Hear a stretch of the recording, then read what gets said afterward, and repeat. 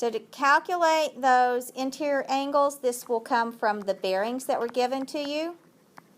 This will come from, you might have a couple angles that are complementary.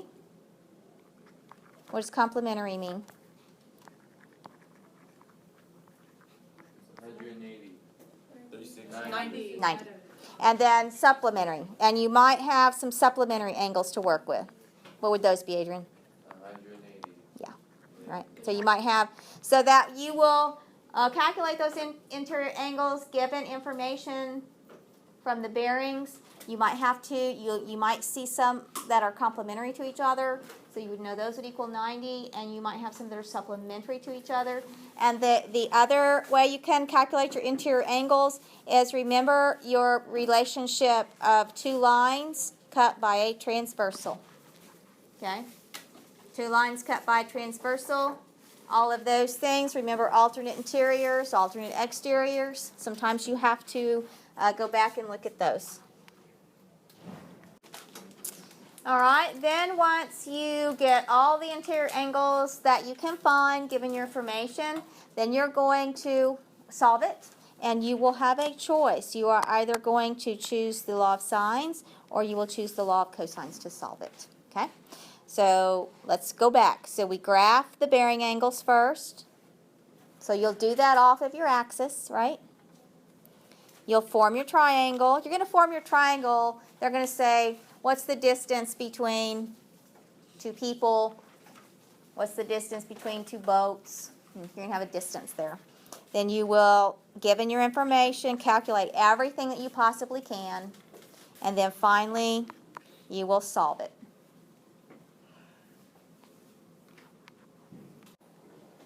So they tell us that Station Zulu is located 120 miles due west of Station X-Ray. So if we come down here and we draw a line, okay, where is Station Zulu? Is Station Zulu point 1 or point 2? Point 1, because it is due what? Due west. So this is Station Zulu, and this is Station X-Ray. Do you agree that Zulu is due west? Does that make sense? Okay. A ship at sea sends an SOS call that is received by each station. The call to Station Zulu indicates that the bearing of the ship from Zulu is what? North 40 east. So let's come back over here to Zulu. So let's draw our axis in. Okay, wow. Redraw that. Line that up a little better, okay? So north 40 east. So I'm right here. Which way am I going to go, right or left? Right. Right, because it's east. So we're going to draw that, and we're going to label that bearing of 40 degrees. The call to Station X-Ray indicates that the bearing of the ship from X-Ray is what? North 30 west. So draw in your axis. So from here, we're going to go left or right? Left, because we're going west. So we're going to go west 30 degrees. So we'll draw that in. They're going to eventually meet up here. Put in your bearing of 30 degrees. So what's up here at the tip? That's the what? What's the tip? That's the ship. So there's the ship.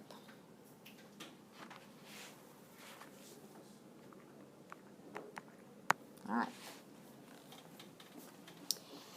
Well, do you see a triangle? Yes. Yes. Okay, so we see a triangle. All right, so we've drawn our triangle. Now, can we get, your next step is to get some interior angles. Can you get some interior angles? Yeah. Okay, what can we get? Let's start right here where Zulu is. 50. Okay, how do you know it's 50? First you subtract complementary. Yeah, there's a set of complementary. Good job. All right, what about over here at Station X-Ray? do the same thing, so that would give you what here? 60. Now, can we get up there at the ship? Yes. Yes. What's the where the ship is at? 70. Okay. All right. So now we're going to decide what we're going to do. The question is, how far is each station from the ship? So we're finding the distance from Zulu to the ship and X-ray to the ship. And I forgot to put that 120 between Zulu and X-ray, so I'll put that in right now. You guys go ahead and do that as well, the 120 miles. So that was the information. Okay, so do you care what we do here? Do you want to just do A and B, or what do you want to do? You're going to find the distance from Zulu to the ship and the X-ray to the ship. So I'm just going to make this one A and this one B. All right, now I want you to find those distances. All right, so with this information, y'all told me you use law of sines. All right, so you had the side here with your 70. So it was easy to go ahead and just use sine. So you had sine of 70 over the sine of 120. And then you could set each of them up. So if we did A, that A goes to 50. So that was sine of 50 over A. And what did you get for that one? 97.8. Let's go at 2.82. Okay. And then your other one, same setup over here, the sine 70 over 120. But now for little b, we needed to go with sine 60. And that gave you what? 110.51? 9. Okay. Any questions on that? All right, and these were in miles, so let's mark that. Now, all right, it's your ship sent out an SOS. What's that mean? Save our souls. Save our yeah. So what do you think the ship wants? Help. The ship wants help. Okay. So here's what's going to happen now. One of these stations is going to send a helicopter to help them out, to rescue them, for whatever help they need, their SOS. Which one should send the helicopter? X-ray. Why? Because they are closer, okay? So X-ray is going to send a helicopter. Let's see if I can draw the helicopter. You're drawing it. But how does the other side know that X-ray is under there? And was it have little bottom? Okay, so they're going to send a helicopter to go rescue them or get them help. The helicopter can go at 200 miles per hour. How long is it going to take the helicopter to get there?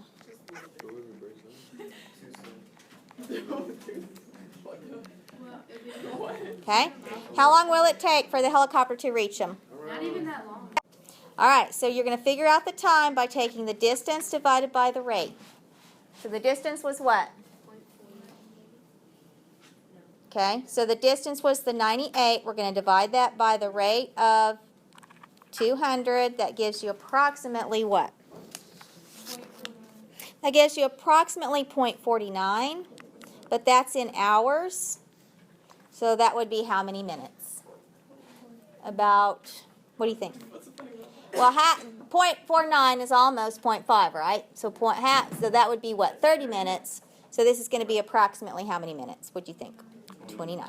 So it'll be approximately 29 minutes. Okay? Yes, Adrian. All right, so here's the information. They told you that beta is on a bearing from alpha at 145 degrees. It's no direction, so it has to go from the north and go clockwise. So it goes like this, 145 degrees. All right, gamma. Gamma, 16 kilometers from alpha and is on a bearing of 220 from alpha. So again, you go back to your north, you go a bearing of 220 until you hit gamma. So this is the 220. The question is, find the distance of beta from gamma. So again, your instructions are to draw your triangle. You've drawn your bearings, draw your triangle. So to get from gamma to beta, I'm going to draw my line, and that's going to be what I find. Okay?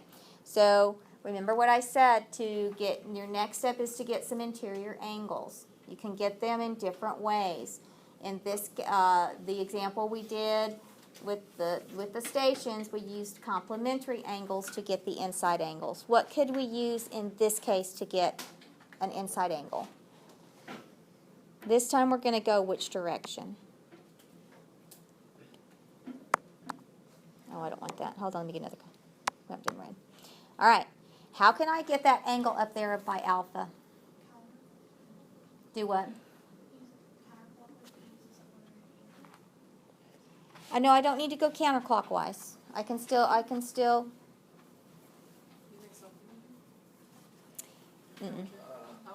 No, I don't even need to use supplementary.